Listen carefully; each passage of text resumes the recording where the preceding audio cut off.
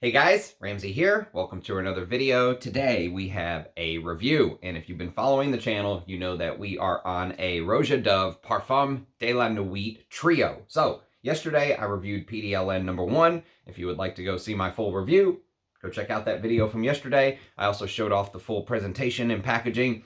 This is the one out of the, well, I should say number 2 is the one out of the 3, the trio, that I do not have a full bottle of. So we are actually going off of a decant, or a discovery atomizer if you prefer.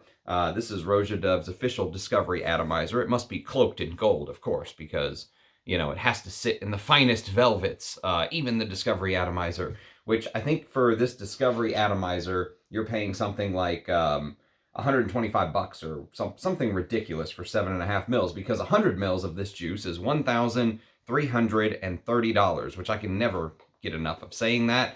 So let me read you the blurb, and we're going to do the review of PDLN number 2. And if you stick around to the end of the video, we're going to do a triple unboxing. So thank you to Allie, thank you to Sean, and thank you to John Beeble of January Scent Project for these 3 packages, which were just waiting for me as gifts. I know they're just decants. I'm pretty sure they're just decants, but thank you to all of you who very kindly send me stuff that allow me to get my nose on many different things, because it can be a very expensive hobby, and doing these videos and everything, of course, does take time, and you need the juice or you can't do the reviews, right? So even a couple mils here and there helps me from having to spend my own coin. So thank you to everyone who very kindly sent me stuff. So PDLN number 2, let me read you, the Roja blurb, and then we'll kind of get into my thoughts. I'm going to do a fresh spray just because, what the hell? It's kind of a fragrance that doesn't last forever anyways, but so the opening is very interesting, but before I give you my thoughts, let me just read the blurb. So, desire calls when darkness falls, because of course that's the quote on Roja's website. Inspired by the art of seduction that happens as the sun goes down, the Parfum de la Nuit collection offers 3 distinctly seductive scents. Number 2, the Seducer, is a soft and indulgent scent which unfurls from the skin like a cat slinking out of the shadows, because that's what you want when you're seducing someone, to slink around in the shadows like a cat. Yeah, that's really gonna get you noticed, maybe by the police for stalking. This leathery and intoxicating composition sinks the wearer into the comfort of a private members club and slips a glass of rum garnished with orange rind into their hand as the velvety sweetness of benzoin, cacao, and vanilla pour a chocolatey richness over the whole experience. So there's your $1,330 perfume. You know what's funny? When you first put this on, this gives me a hardcore flashback to being a kid. So when I was 6 years old, my sister was born. And I remember my father taking me to the grocery store and buying me push-ups. Remember those push-ups that would go into the freezer? They were like an ice cream treat for kids. And one of the push-ups was Fred Flintstone, and it was an orange one. And this reminds me, I swear to God, every single time I'm reminded of the orange Fred Flintstone push-up, because there's this orange-like sherbet smell. You know, I guess you could do like a, I don't know, like an orange sherbet in a blender like smell, but for me, I always go back to being 6 years old and eating those push-ups, waiting for my sister to be born. And so just imagine this frozen feeling of like orange sherbet slushy, or the orange Fred Flintstone, if you prefer, push-up, mixed with bergamot and lemon. But for me, the orange is very prominent in the opening, and it sets the opening apart a little bit from Parfum de la Nuit number 1. And it just adds this imagery of orange slushy with a little bit of rum poured in, okay? But just a little bit of rum. Almost like the parent made the slushies for the kids and there was a little bit left over and they were like, fuck it, I'm just going to put some rum in here and drink the leftovers myself, right? That's kind of the feeling of the opening. And so very quickly, though, just like in PDLN number 1, very quickly, 3 to 5 minutes in, the scent is changing. It's already beginning to change on my skin, and you know, definitely within the first 5 to 10 minutes, it changes and you begin to get that heart note of cistus. Now, if you want a breakdown of the differences between cistus and labdanum, go check out my PDLN number 1. We went into that a little bit yesterday, whenever I reviewed PDLN number 1. Basically, there is some stark similarities in the note tree between all three of these fragrances, and Roja has a little bit of a history in doing that. He'll release a line, and they will have similarities, accords that have been built, and then he just goes and tweaks things. He Rojas them up, right? So if you really wanted to simplify this, okay, if you wanted to distill it down, the easiest way to describe it is this is a PDLN style fragrance. If you know the line, you'll know exactly what I'm talking about, with rum and cacao. Those are really the two main additions here, rum and cacao. That's basically it. So he Rojas up the rum note, if you really want to take some of my past inferences on what he has created. And that Cistus gives a little bit of a leathery feel. All right, but it's not like smelling the leather that I love. It's not the vintage leather from the 80s. It's not Bellamy. It's not Antaeus. It's not Leonard Porhomme. It's none of that, right? The leather here just feels like that cistus note, which can be ambery, is giving it a little bit of leatheriness. Now, one thing that I should mention is not just what's in PDLN number 2, but what's not in it. And when you smell this fragrance, instantly you're going to notice that Tom Ford style amber from PDLN number 1, which I compared to Tobacco Oud, and I stand by that comparison. I think that's a very fair comparison, or Amber Absolute and Tobacco Oud, if you will, but Tobacco Oud has Amber Absolute facets to it. So, you know, what you're going to notice is that heavy ambery bit, okay, that really stands out to you, is gone in here. It's not as prominent. That amberiness is not as prominent. So if you are a labdanum lover like I am, I prefer PDLN number 1 to PDLN number 2. So this is the weakest of the three. This is the weakest of the trio to me. But basically what happens is you'll notice that the heart has only one note in it, and that's cistus, okay? It also, PDLN number 2, just to give you some similarities to PDLN number 1, it also has bergamot in the top, which PDLN number 1, if you look up the note listing, has bergamot in the top, cistus in the heart. This has bergamot in the top, but also lemon and the orange is prominent, like I talked about. Fred Flintstone push-up, right? With rum. And already I'm getting a little bit of that cacao. And actually, the cacao is one of my favorite parts of this fragrance, to be quite honest with you. Many people talk about the strength of the rum note to me, but the rum note is very, very weak in this fragrance. It's very subdued. And if you listen to Roja talk about his fragrances, which he will do on his YouTube channel from time to time, he said that he wanted to be very careful in using only a small amount because he didn't want you to feel, excuse me, like you were leaving the bar, right? But I think the rum note could have been amped up here, and I also think that they missed a big opportunity to you know, market that PDLN 1 with that whiskey note, because sometimes when I've tried these side by side and when I try to just kind of take the note listing out of it and just take what everyone in Fragcom says out of it and just give my own opinion, right? Sometimes I almost feel like PDLN 1 feels more boozy than even PDLN number 2. I don't know what it is, but there's something about that Tobacco Oud DNA that gives me vibes of whiskey. And sometimes that whiskey note in PDLN 1 feels almost even more liqueur-like than the rum note in PDLN 2. I can't explain it, but it just kind of is what it is. But listen to the notes that are the same in PDLN 2 and PDLN 1. Bergamot in the top, cistus in the heart. In the base, which is where the majority of the notes are, you have benzoin, guaiac wood, tolu balsam, tonka bean, vanilla, cypriol, labdanum, patchouli, and vetiver. So yesterday I talked about that cypriol note giving a little bit of that oud-like effect in, like you're creating that oud accord like in Tobacco Oud. That is also missing in here. There's not that, you know, Tom Ford amber DNA in here, and there's not that oud-like DNA in here. Even though that cypriol note is in here, I think it works more with the patchouli to just add a little bit of earthiness in the base, which we'll talk about later on. But the similarities are stark. They're striking, okay?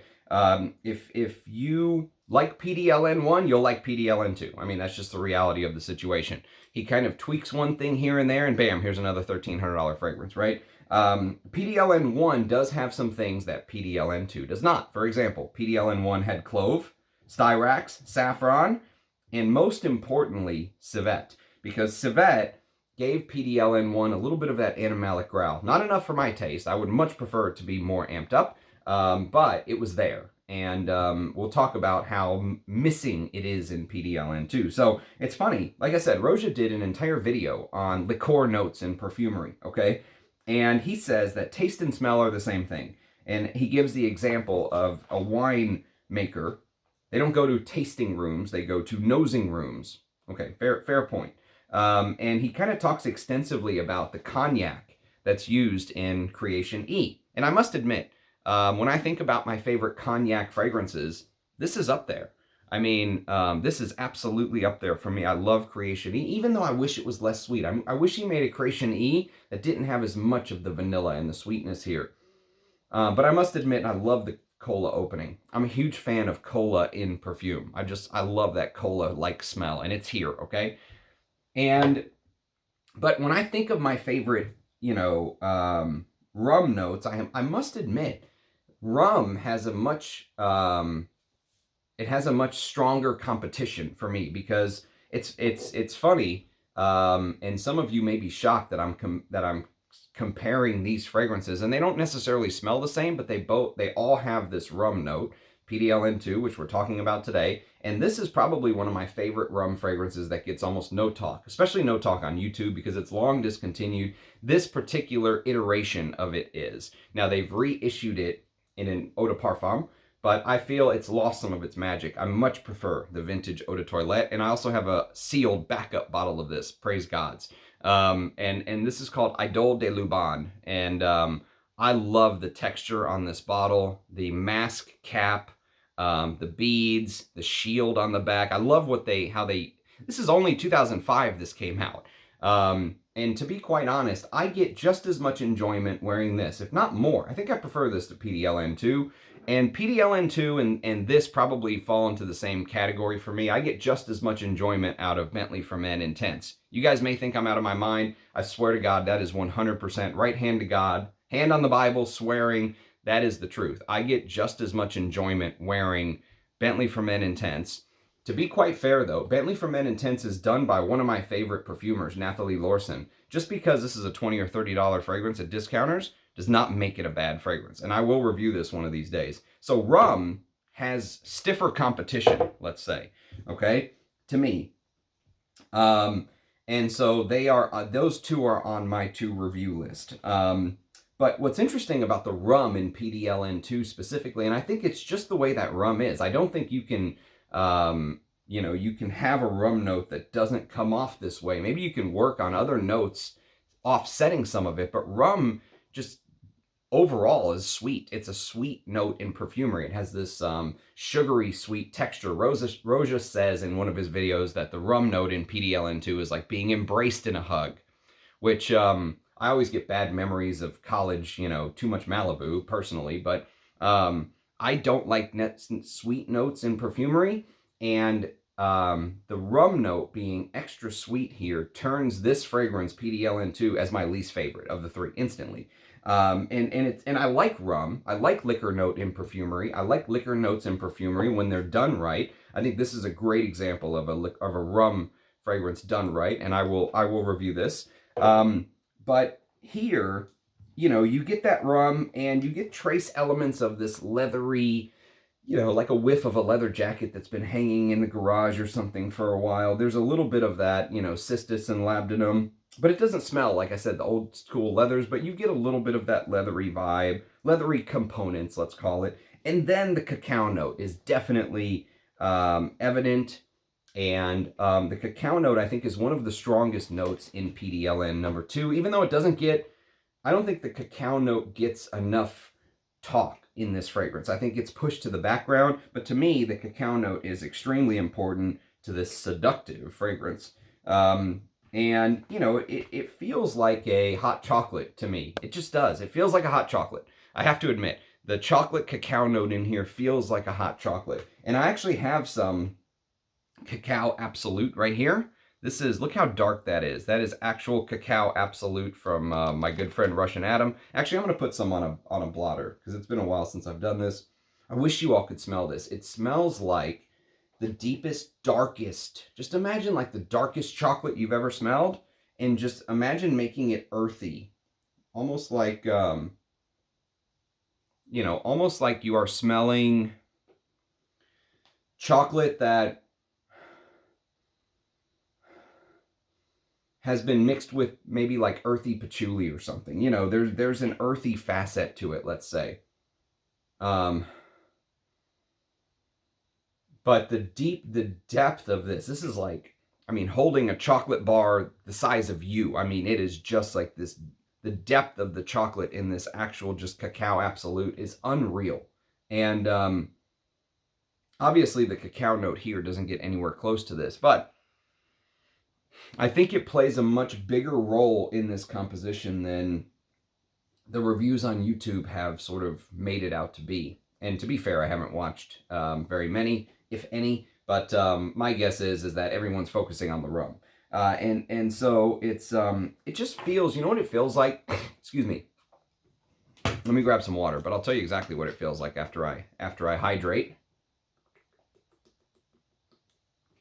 It feels like they played it safe. You know what I mean? Like they had this accord, they created this PDLN DNA, if you will, and they decided, you know what? Let's add a couple things to the top. Let's add the orange and the bergamot. Let's remove a couple things. Let's remove the civet and the, you know, what else did they removed a couple things I mentioned earlier. The saffron, the styrax, the clove, and let's add a couple things, the rum and the cacao, and bam, we have another fragrance to offer. We can offer 3 in this line. Now, number 3 turns out to be my favorite of the 3. It's also the most animalic and challenging of the 3, I think. And so there is that ambery, I would say, undertone here. It's not like it's completely missing from number 1, but number 1 really amps it up. It amps up that labdanum. You know, you really get traces of fragrances like Sahara Noir from Tom Ford, which is on my discontinued wish list and has been forever. I just can't find a bottle. It's impossible. But what a fragrance that is, right? You know, something like that I would take over PDLN 1 any day of the week. And so a little bit of that amberiness is here. A little bit of that smokiness is here, you know, because of the Gaiac wood in the base, I think. Also, I think cistus and labdanum can sometimes come off slightly smoky. But this dries down to, I think, the most safe of the 3. It's this sort of generic, vanillic, sweet, like Roja said, an embrace. I mean, I think, actually, smelling it now and just something that just popped into my head, I think that this would smell the best out of the 3 on a woman. I think a woman could pull off any of the 3. You know, well, I think a woman can wear anything. I don't think there's necessarily gender in perfumery, but of the 3, PDLN 1, 2, or 3, number 2, this one with the rum and cacao, I think would smell best on like a brave, daring woman, you know, someone who is willing to go outside of the usual things. If you look at the breakdown on Parfumo, something like 88% of the people who own this are men. But there's something about that cacao and that cozy feel of the sugary rum. You know what it's like? It's almost like the chocolate cocoa note that I'm mentioning. That hot chocolate, let's call it, has marshmallows in it because of the sugary rum. So the sugary rum makes me think of marshmallows inside of the cacao. And the amberiness makes me think of like the, you know, heat of hot chocolate. Like there is a warming, cozy aspect to this fragrance. So sitting by the fireplace, right? Something like that. Not like the fragrance by the fireplace, but like actually sitting by the fireplace. And so marshmallows and hot chocolate is kind of what the dry down comes to. And it's at this point, you know, an hour, 2 hours in, where the fragrance just kind of hits its stride. And just like PDLN 1, you had that opening, which was slightly different for 5 or 10 minutes. You have an opening here that's slightly different for 5 or 10 minutes. It kind of hits its stride. It hits its dry down. Already, I've sprayed this 18 minutes ago. Already, I think it's about where it's going to be. You're going to get this woody. There is a woody side to these fragrances as well, I should mention. The Gaiac wood obviously gives a woodiness. The patchouli gives a little bit of a generic woodiness. The vetiver comes off very woody here. And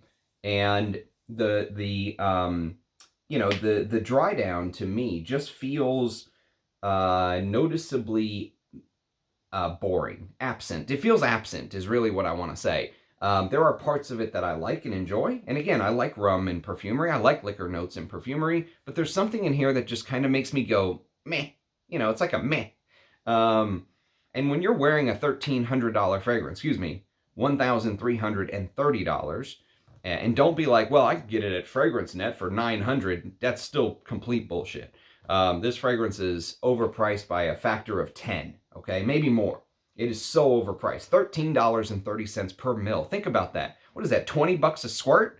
I mean, it's unbelievable. And so, you know, the obviously Roja's trying to keep it exclusive. I understand. He's going for a certain person.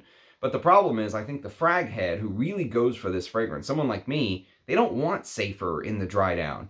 And I think they made the decision to, there's a note, one of the biggest things about this fragrance is not what was added. It's not necessarily the rum or the cacao, but what was missing, because that civet note to me is like a noticeable loss. It's harmful to the trajectory of the fragrance, I would say, in my opinion. Because the civet, even though it's not totally turned up in number one, it adds a little bit of that animalic funk, which keeps it interesting to hardcore frag heads.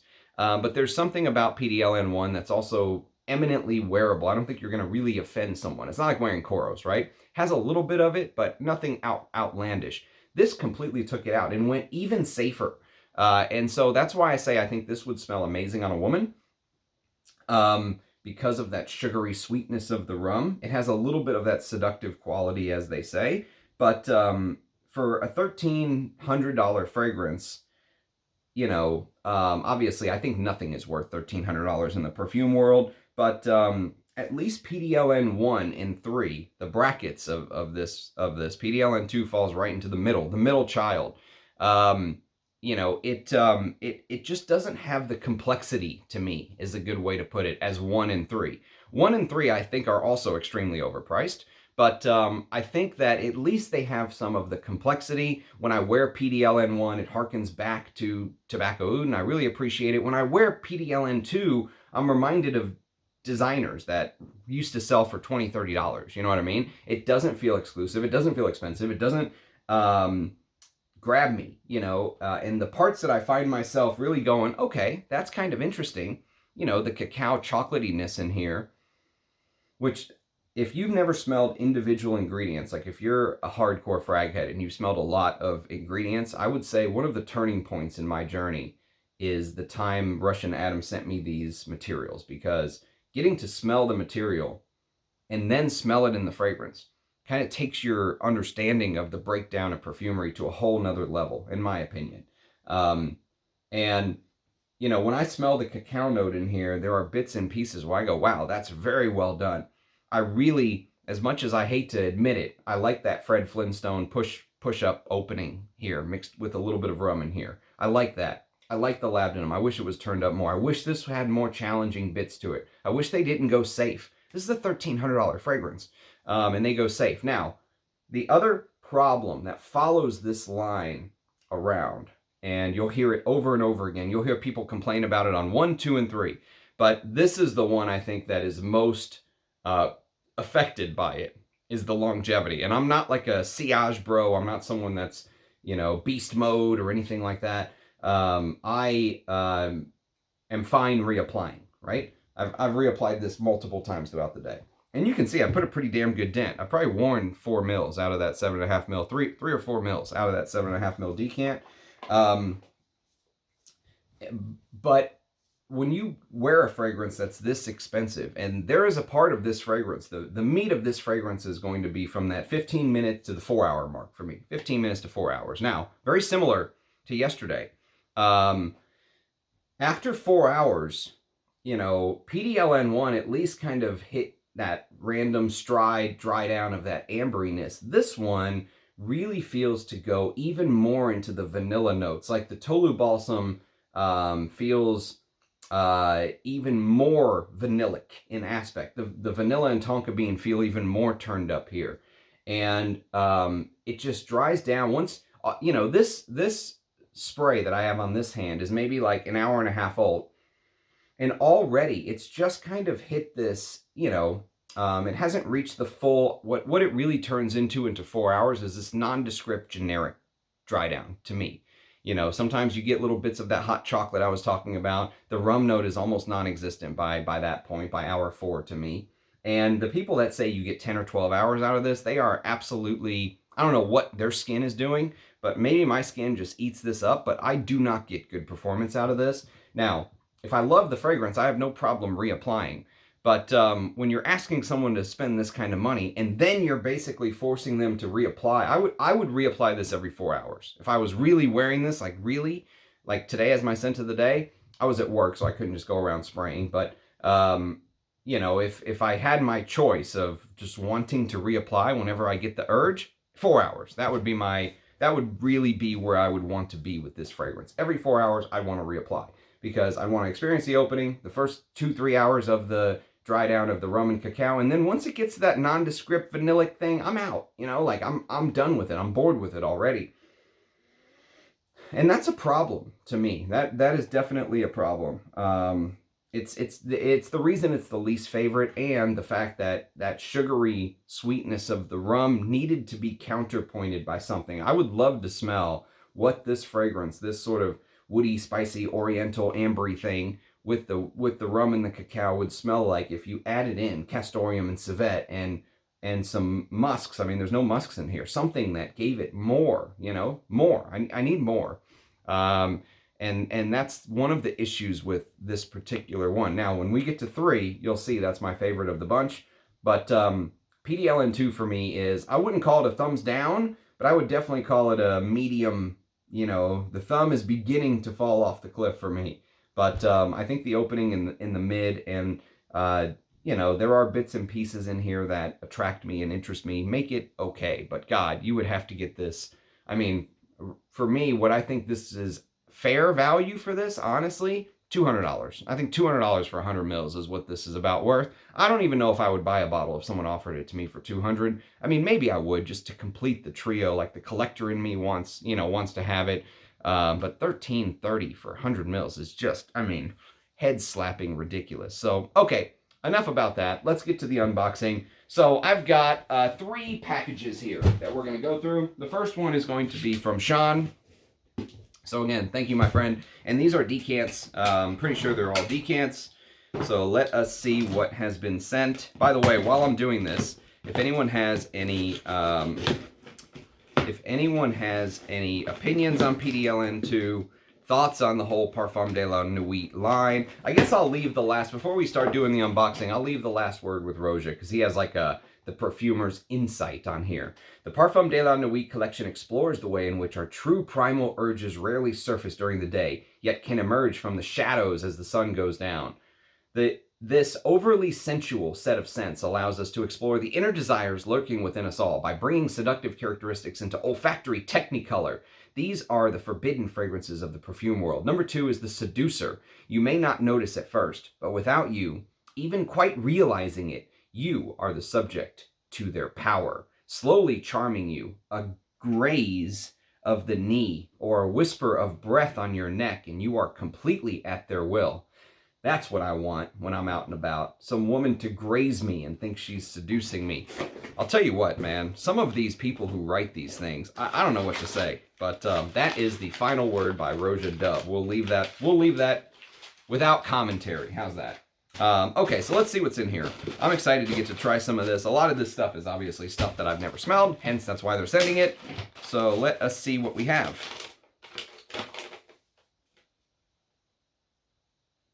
Okay, we have a cheat sheet here.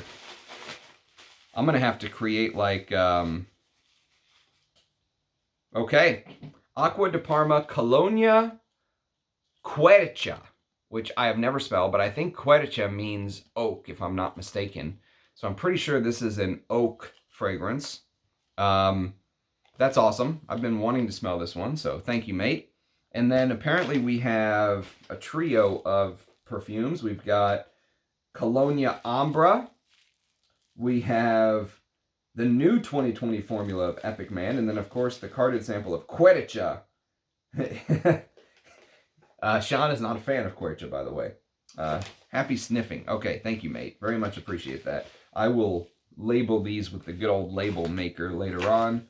So thank you. Especially excited about this one. I hear differing things on this. There are some people that say it's good. There are some people that say it's shite. So we will see. And then From my dear friend and Amouage advocate, Allie.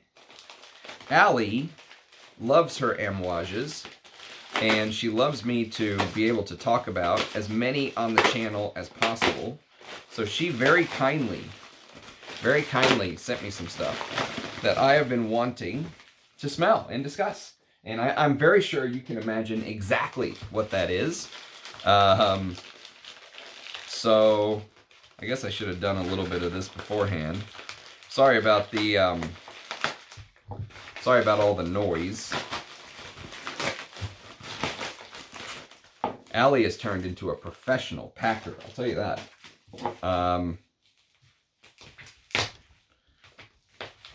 Her Amouage collection is outrageous, by the way. Okay, so we have Amouage Portrayal Woman. Awesome, awesome. We have Beloved Woman, which I want a bottle of this, and I'm going to review this in a very, very generous 8ml decant. Thank you. I love this stuff. I think this is one of the best women's Amouages not in my collection. Beloved Woman shocked me. I've got a, I have a live stream where I tested some of the Amouage women's scents I've never smelled before. Beloved Woman is one of the ones that absolutely floored me. It's like a, it's like an old school, very complex animalic chypre. I remember the castoreum and civet and everything just knocking me out. It was done by Bernard Elena, who I believe is Jean-Claude Elena's daughter, I think. Don't quote me on that. I could be completely off base.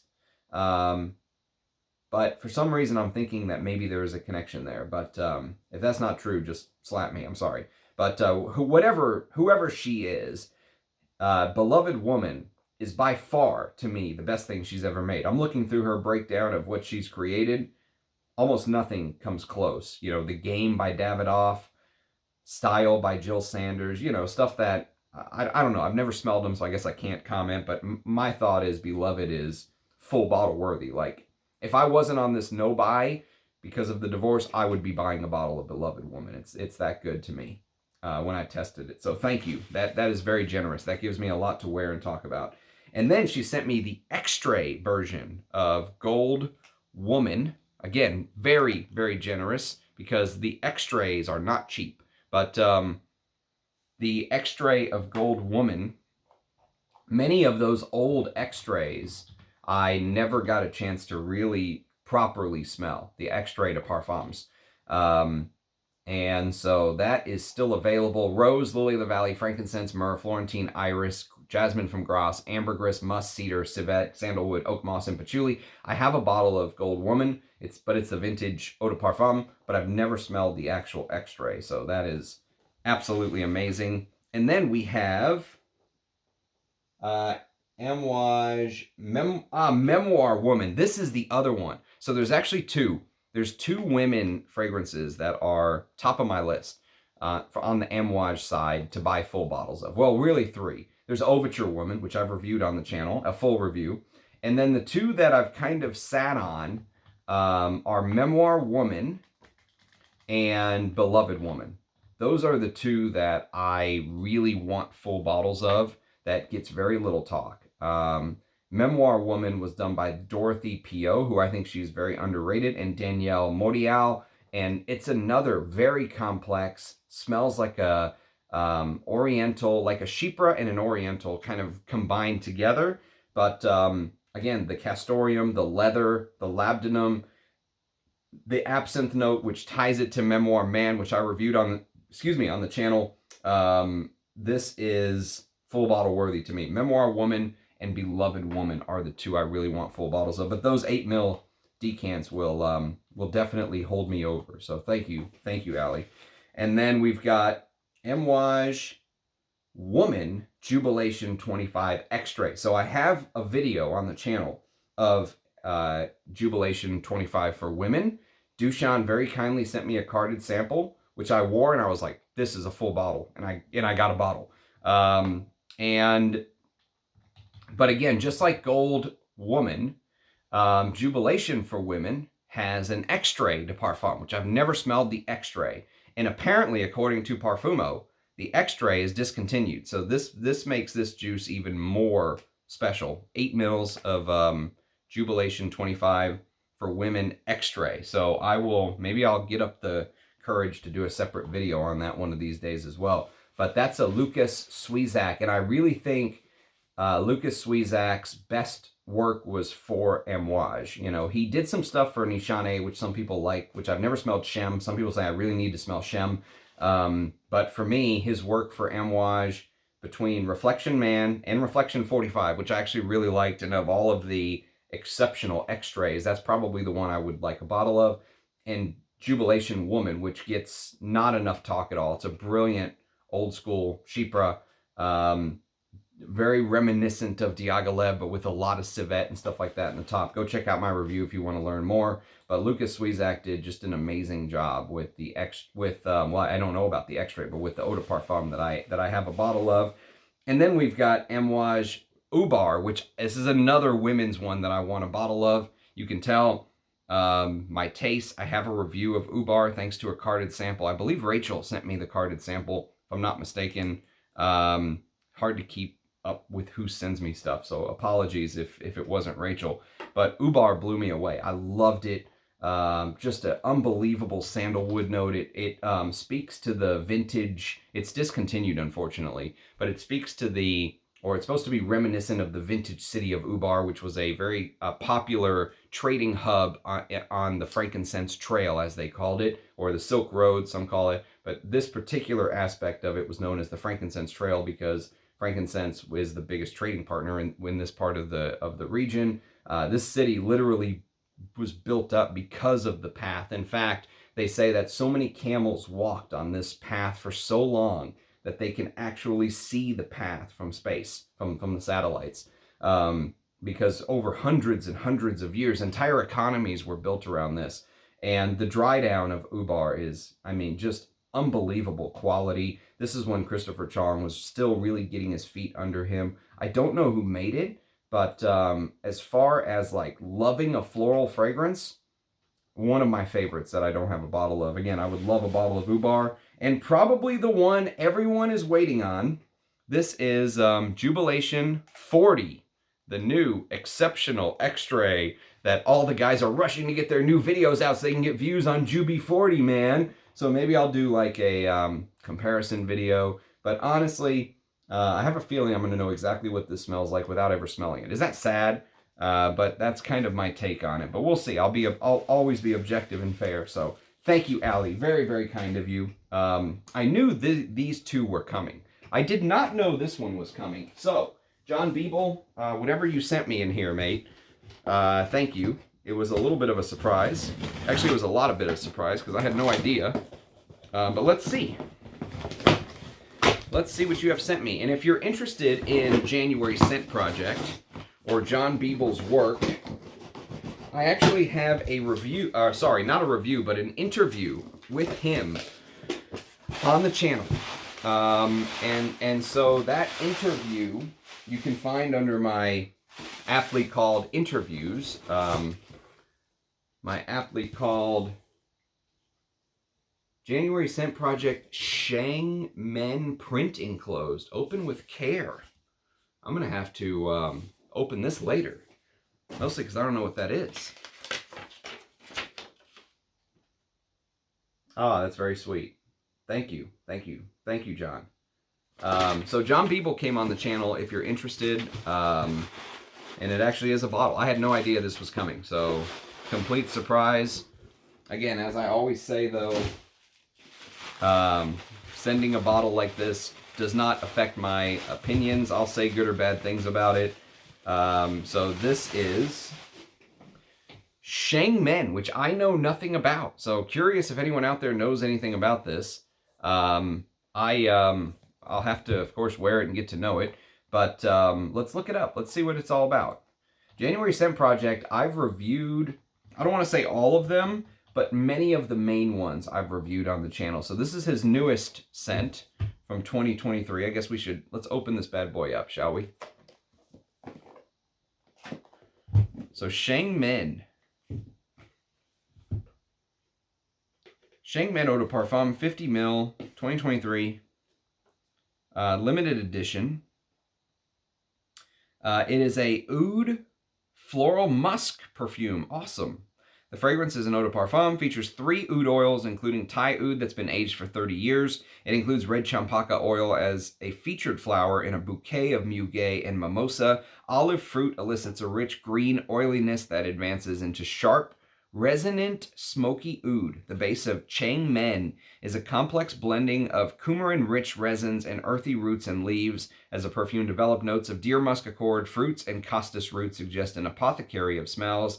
Elements locked for safekeeping in a glass jar in wooden drawers of a Chinese city's pharmacy. I must admit, I am pretty excited about smelling this. Chengmen is a perfume of contrasting textures, fruits, flowers, woods, dried roots, and rhizomes. It is a description of the potentiality stored within vital botanicals, a metaphor of a thriving city that hums and buzzes behind the protective gate of an ancient surrounding city wall. And there's a poem. At night, the tea houses became resorts of storytellers, and then the strumming of pipas was accompanied by the soft lilt of the Chuzhua dialect. Chuzhua-style storytelling and ballad singing were high-pitched and beautiful, while the vending cry of those selling spiced tea-flavored eggs was filled with sadness. I had not realized that a small winding lane could change so indefinitely, be so different within and without. Sorry, that was infinitely, not indefinitely. With its row of houses dividing land and water, silence and movement. On one side of the world, with all its joys, sorrows, and hubbub. On the other side were waves and moonlight, and also that low, reverberating sound of an evening Buddhist bell, making it seem as if the world could be forgotten. So, beautiful little write-up. Apparently the top notes are bergamot, aldehydes, and fruity notes, and lemon. Middle notes of red champaca, flower, lily of the valley, accord, mimosa, olive absolute, really, white pepper, and coleus root, which I guess is also known as painted nettle root, which I must admit I've never heard of, and a base of aged Thai oud, Cambodian oud, Vietnamese oud, orris root, costus root, fleuve absolute, which is... What's fleuve absolute? Is that sweet vernal grass, potentially? I think that is. Cypriol, vanilla, spikenard, sandalwood absolute, benzoin, and musk. I must admit, I am excited about this. I know nothing about it. But apparently it's a limited edition. So if you're into ouds, check this out. I'm going to finish up my PDLN reviews tomorrow. So tomorrow will be PDLN number 3. And then I promise I will make this a priority. Since it's limited edition, I will wear it and we'll talk about it on the channel. I'll give like an early impression of it. Beautiful cap too, by the way. Look at that. I must confess, I am both humbled and honored and a little excited to try this. Something I knew nothing about. I didn't even know this existed. So thank you, John, for thinking of me.